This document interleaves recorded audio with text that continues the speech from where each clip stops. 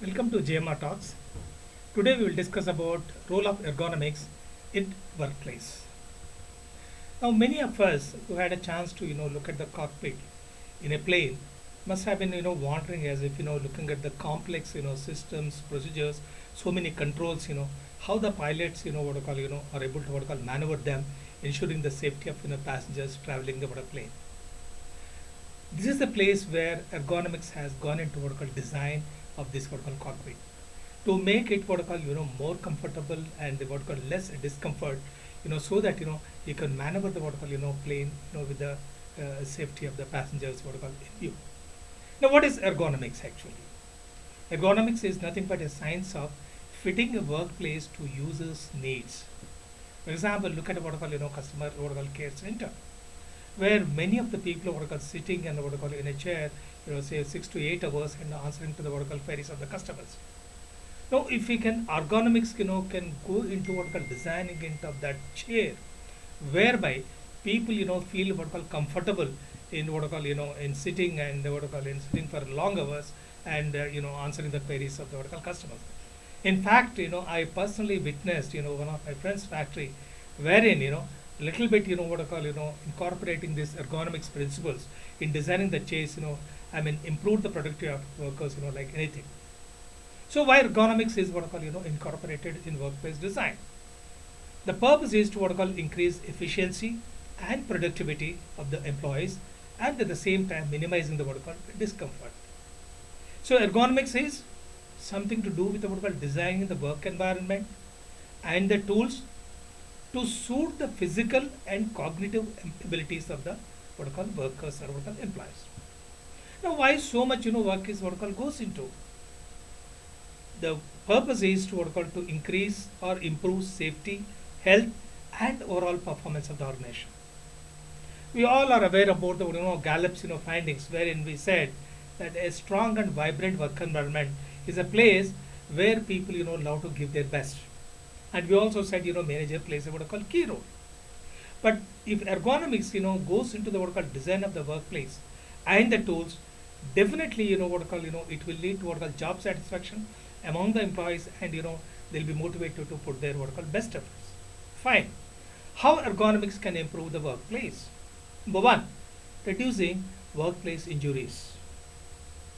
Most of the injuries that take place at the workplace are related to musculoskeletal disorders. So when we design the workstation and the environment and the accompanying tools and technique to fit the needs of the workers, you will be reducing workplace what we call injuries. Second, improving productivity. When you design the workstation or the workplace so as to make it more comfortable and less what I call fatigue, definitely it reduces the risk of errors and accidents. So thereby the productivity automatically goes up. Third, enhancing job satisfaction. Nowadays, the buzzword is about customer experience, employee experience, and all that. Now, how you can create job satisfaction to the what I call employees? By making the work environment as comfortable, as safe as possible. Next, accommodating diverse workforces. Today, among the workers, you have some, what I call people, with the disabilities. You have older workers, workers of, what I call different types and all that. So when the, buzzword is about diversity and inclusion, are we accommodating the diverse workforce requirements by designing the workforce, accordingly, by incorporating ergonomic principles? Next, compliance with the regulations. Today, regulatory bodies insist that organizations, must, design a workplace or ensure a workplace which is safe and healthy for workers. So, incorporating ergonomic principles in the workplace design, we can ensure a safer, more productive, and more comfortable, work environment.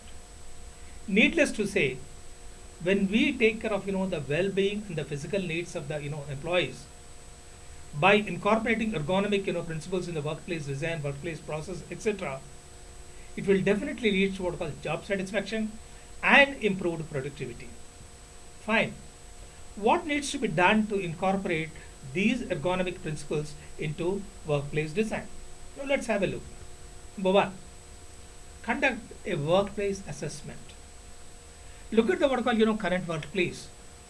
Identify the potential ergonomic issues with regard to workplace design or what called equipment, lighting, temperature, noise level, and workflow processes. Identifying these issues are very important so that you can rectify them.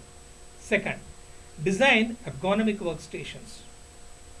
Create workstations that will ensure the proper posture and minimum strain to the employees so that they can comfortably work.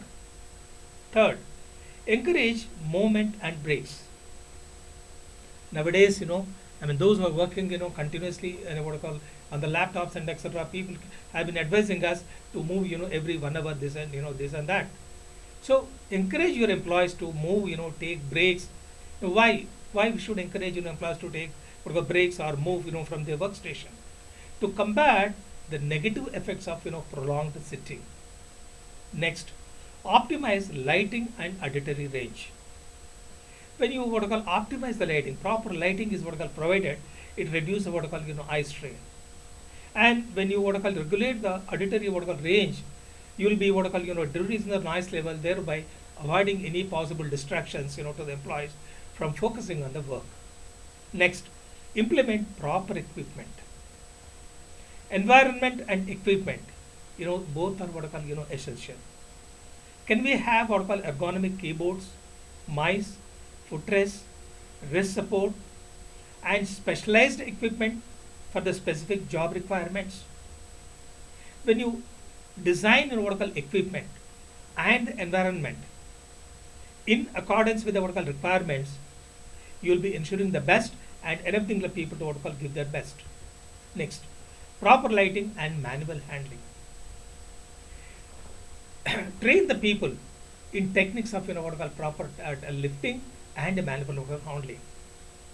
Arrange for trolleys, lifting equipment, and other ancillary equipment. So that people don't feel discomfort either in lifting or manual handling of the products, etc. Educate employees. Educate employees about the importance of the ergonomics. Encourage self-awareness. Empower employees to to use ergonomic principles and all that. Next, establish ergonomic principles.